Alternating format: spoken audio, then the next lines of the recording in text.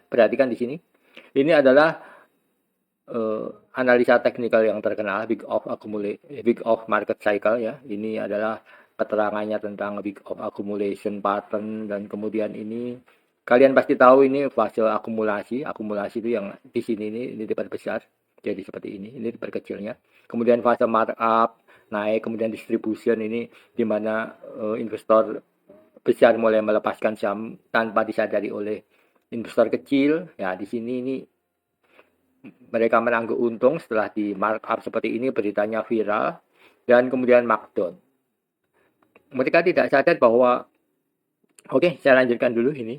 Ini juga analisa berdasarkan Optimus Future, kemudian ada juga Do teori yang sebenarnya hampir mirip-mirip accumulation, public participation, access space, distribution, public participation, dan apakah artinya kita rugi belajar seperti ini? Enggak.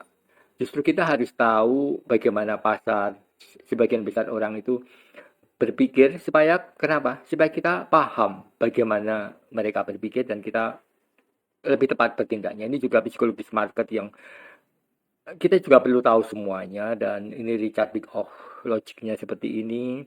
Dan kemudian ini adalah yang paling terkenal, yang paling saya sering pakai yaitu Elliott Wave di mana.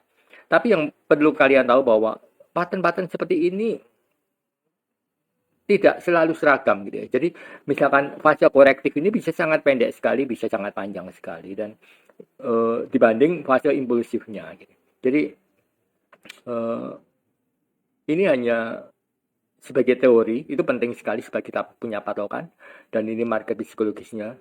Apakah saya memakai teori ini? Ya, tentu saja. Bahkan saya sudah memiliki analisanya sendiri. Ini adalah analisa saya berdasarkan teori-teori tadi yang sudah saya simpulkan, sehingga saya bisa membuat grafik seperti ini.